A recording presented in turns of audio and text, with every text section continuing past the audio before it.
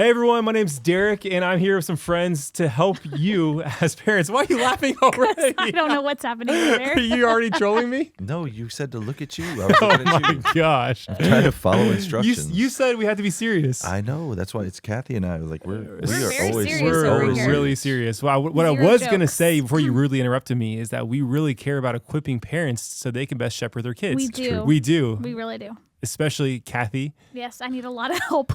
Davidson, and we're not related, I promise. Yep. What's Like, up, guys? This is a Davidson sandwich. Aw. At least once a month, someone's like, "Oh, you're not related or Yeah. married." I'm like, "Yes, that's yeah, true." I got asked about it on Sunday. That's so funny. Yeah. And our friend JP, Hey guys. and we're here to talk about sex. Kathy, explain it to everyone. Okay. Have you heard of the birds and the Sex. bees? Wait, I didn't get that memo. No, but for real, we are here to talk about just important issues like sexuality, gender, these conversations that are happening with your kids in our culture. And sometimes it can be hard to navigate some of those questions as your kids are coming home. They're asking you questions about classmates, something that a teacher said. And we want to help in that process. We just want to have a conversation. So I just want to start when should you start these kinds of conversations with your kids? Is there a time it's too early or too late? Like, when's the right time to start? Yeah, it's. I don't know that there's ever too early. There's just always an age-appropriate way. And I know in resources we talk about the birds and bees, and that was something that's a resource ministry out there, and they said something once that I really disagreed with at first, and then I began to think about it, and I was like, man, they're right. And it's that your kids are getting information from the oldest sibling of their classmates. So if you have a kid in kindergarten and so somebody true. in kindergarten has a sibling who's 16, Yep. then your child they're hearing stories and they're hearing things through the lens of a 16-year-old at times, or 16-year-old aged content. And so you have to run in front of that as parents, and you want to be the ones, like we tell our kids, like, hey, mom and dad are the sex experts. If you want to know something about sex, like, you can come to us and we can tell you anything that you want to know. We will always be honest with you, and keeping in mind just with your own maturity and what you can handle. And there may be things where we'll say, hey, we're going to come back to that, but we want to be your source of wisdom, not on the playground or at lunch or whatever that is. Totally. That's so good. And I think, and along with the when to start the conversation is how. Yeah. So even just starting with making sure your kids know what a biblical definition of marriage is, that God made man and woman to be joined together as one, and that marriage is a picture of the church. It represents the way that God loves his bride, the church. And so you can't start that conversation too early. You can't start like showing them what a healthy, God-fearing, Jesus-centered marriage looks like. And so if you're like, where do I start? I have a 6-month-old or a 2-year-old. You don't need to sit down with them and explain what homosexuality is. But you can start by just having a healthy marriage and showing them what that looks like, and then saying that this is the way that God designed the world to be. Yeah, when we talk about age appropriate, so if you have a second grader and they come and they say, hey, where do babies come from, right? That's kind of the, in the sitcom, the moment like, oh no, hey, go talk to your dad. You could say, well, a man places his seed inside of a woman, and that seed grows into a baby. And so that would be an age-appropriate way. Now, they may ask more questions like, hey, how do they do that? And say, hey, we'll talk more about that as you get older, what that looks like. But right now, you should know that's how that happens. And by the way, this is not a conversation that's appropriate for the playground. Yeah. And so again, we can have this conversation at home or on the table, in the living room, but you don't need to have that conversation on the playground. I'd love to give you guys just out the gate, if I may. Yeah, go for it. Wherever we go, whatever, if we're talking around sexuality or gender, sex, difficult topics, I'm going to give you 2 tools or really rules to play by that I think will be really helpful to you. Rule number 1, never be surprised. Yeah. Okay, so when they come to you, don't go, whoa, oh, goodness, wow, that, where did you learn that word? Don't do that. You can always say, so that you're not surprised, you can always say, that's a great question. May I gather some thoughts and come back to you on that? Hey, that's a really good question. Yes. So you can just have that in your pocket. Great. So if you're ever surprised, you can kind of give them the not surprised face and say, wow, that's a really great question. Let me gather some thoughts and I'll come back to you on that. And thank you so much for asking me. Now, rule number 2, okay? If you do respond in a surprise way, like, whoa, can't believe you asked me that, there's always grace. You have the second chance and you can come back and say, hey, when you asked Daddy that question, I wasn't ready for it and I didn't respond in a way that was honoring to you.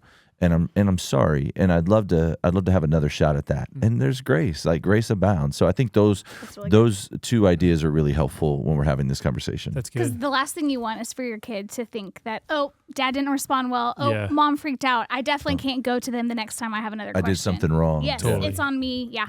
Yeah, I think we guys are saying is that we want you guys to be the experts. Like you guys are the experts for your kids, not the friends, not social media, not culture. You guys are the expert. I bet there's someone watching this that's thinking, hey, I mean, I get it. Like if you're in LA, this is a big deal. If you're in New York, this is a big deal. But I'm in Woodway, Texas. My kids go to Harris Creek. We go to private school. Like, why should I have conversations about sexuality and gender with my kids? Like they're not seeing it. How would you talk to that parent that doesn't think this is an issue for their kids? Yeah, no, it is. I mean, it is an issue. And so like my kids go to school here.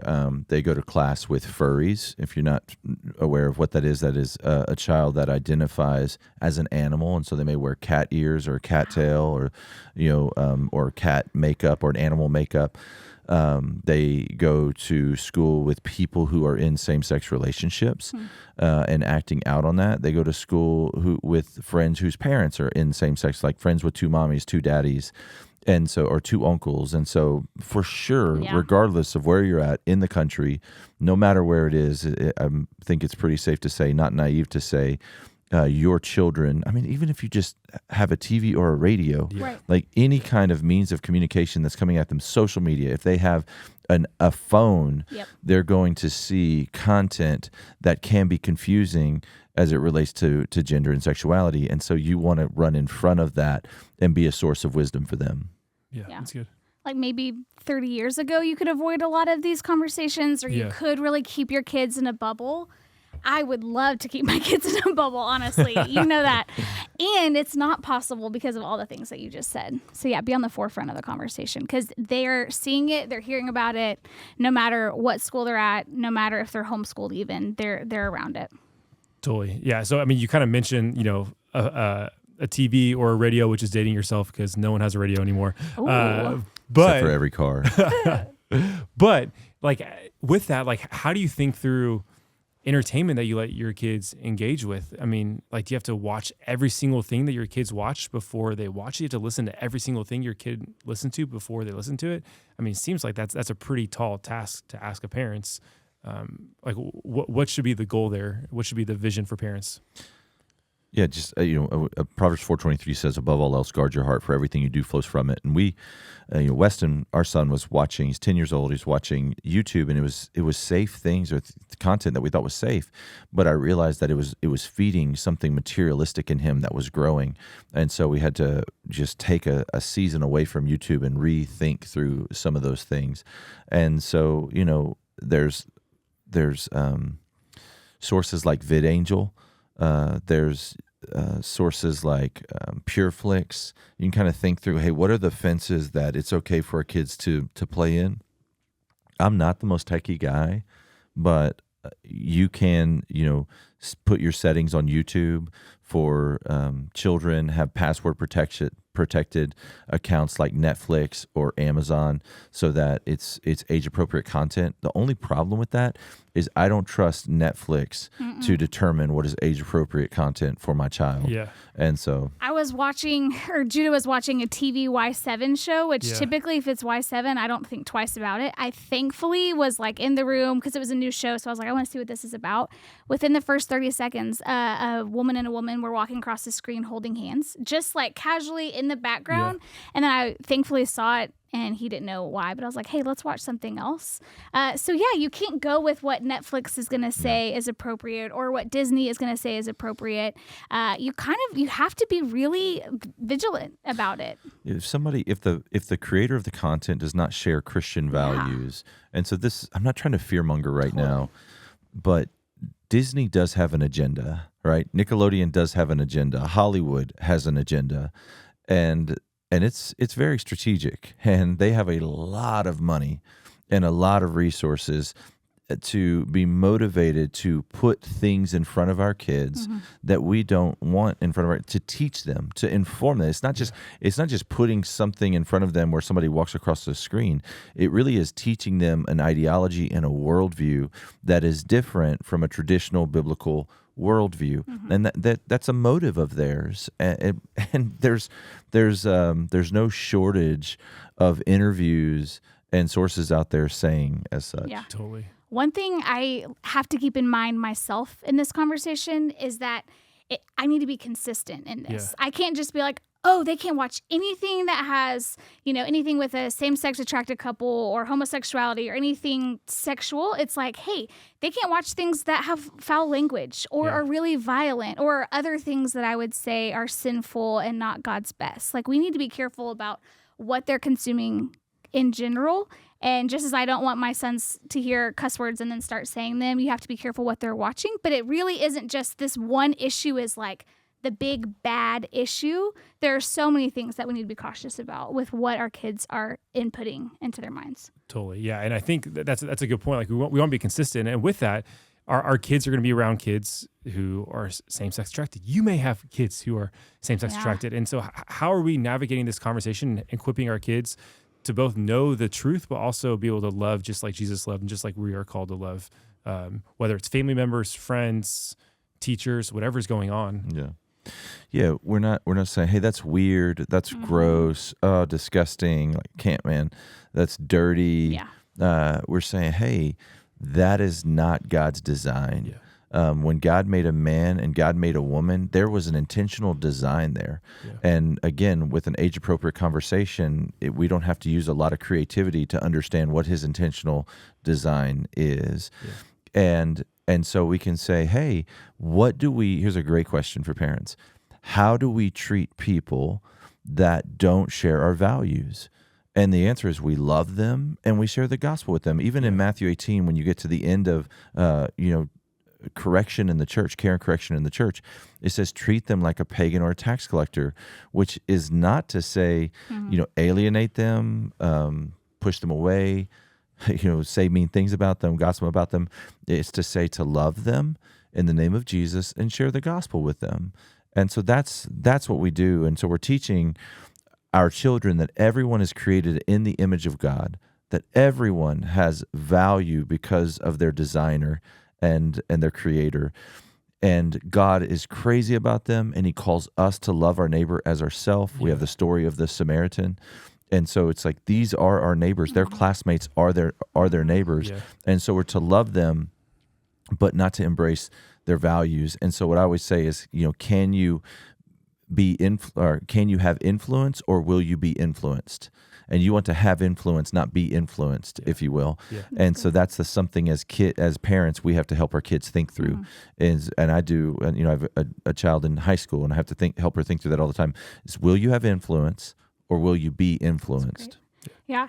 And in this conversation, more is caught than is taught. So if you yourself get uncomfortable around someone who's in a homosexual relationship, if you yourself avoid them when the parents are at the soccer game and you talk to everyone else but them, your kids are going to pick up on that. Totally. So what an opportunity for you to show them what speaking the truth in love looks like, what it looks like to embrace family members who think differently than you, rather than just keeping them an arm's distance away.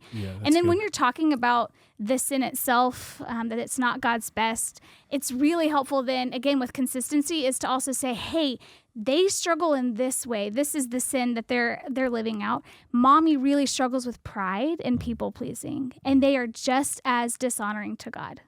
That's another way to not elevate this sin as worse than others. So if they're like, hey, why does Uncle John always have a friend with him? Like, who is that? Are we related to him? Yeah. Who is that? How do we respond in that situation? I think it probably depends on the the age of the That's kid. right. And your kids are naive, Yeah. right? 5-year-olds may be naive, but 15-year-olds are not naive. So So I think it's just like, hey, John doesn't share when it's appropriate, when it's age appropriate. Right. Hey, Uncle John doesn't share our values as it relates to God's design and how he thinks about marriage. And so just in the same way that I love your dad or I love your mom and we're in a marriage, he's pursuing a relationship that is outside of God's design, which means our job is just to love him and any chance we get to share Jesus with him. And we're going to do that with his friend also. Yeah, I actually have a really close family member who's in a same-sex relationship. And I remember when she first came out to me, I immediately panicked and was so fearful of how am I going to explain this to my kids? Is this going to mess them up? Is this going to confuse them? And what I've learned, while it has been a difficult road a lot of the time, what I've learned is that my kids get to watch their parents love unconditionally someone who disagrees with them. Yeah. Whereas my tendency, honestly, is to sometimes avoid people who think differently, especially like wanting to keep my kids in a bubble, like I said, or protect them.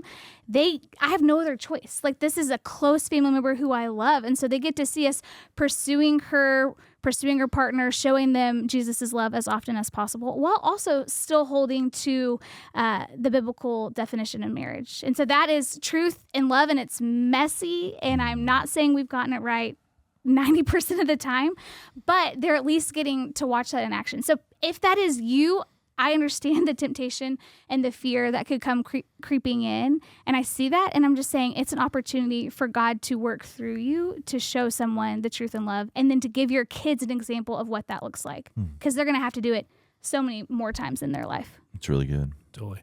Yeah. And so much of this is going to be is us just knowing like what's going on. Yeah. And I think so we'll attach some resources to this video. That there's some amazing resources out there. Part of the blessing of this being such a bigger conversation now is that there are so many great resources for Christians to navigate these conversations of sexuality and gender, including Christians who that is their own struggle. So if you're watching this and some of these things we're talking about, your struggle, know like you're welcome here, you're loved, and you're not alone. Or if your kids are walking through these things, you're welcome here, you're loved, and you're not alone as parents. And we'll attach some of those resources. So no, we can't avoid these conversations. We have to know what's going on in our culture as well. And B, there are a lot of amazing resources for people walking through some of these conversations. And there are amazing Christians who are living as faithful followers of Jesus who have same-sex attraction. I did not know that even maybe 5 or 6 years ago. When this family member came out as gay, I was like, oh my gosh, your only option is like be single and miserable or have a relationship, and we should just affirm that. Like, I hadn't seen many examples. And even just in the past 6 years, there are people like Jackie Hill Perry, Preston Sprinkle has tons on his website and his resources. There are just so many examples that you can love God and you can be faithful to follow him, so that if your kid does come to you one day and says they're struggling with this, you don't have to act out of that panic and that fear. You don't have to worry, oh, their life's going to be miserable if I tell them to stay single, or, oh, I just should affirm this 100% because I want them to feel happy. It's like, no, let me give them examples of people who love God and are living out their faith in such an authentic, brave way by staying celibate. So there's not just resources, but there's amazing people who are pioneering this. And be the example, the Jesus follower that shows them, hey, this is what we believe. And this is how we love. And I think, the table is one of our greatest evangelistic tools in our home, is just to invite people into our house that are different than us. We control the narrative. We control the environment. And afterwards, we can always say, hey, so-and-so said this, and I just want you to know we disagree with that. Or that wasn't good, or that word came out of their mouth, and that's not of God. You guys know that, but we're going to continue to love them, and we're so thankful that we can share our home and our food and our table with them. That's awesome. And this is just the start of the conversation. This isn't everything clearly. Hopefully you're watching this as a life group and talking about it as a life group, and reach out if there's any other thoughts or questions you have, but really we just want to help you. So, because you are the primary faith discipler and influence in your kid's life. And we want to help. So we love you guys. Thank you for listening. Thanks for joining in. And in any ways we can help, let us know. Thanks, guys. Bye.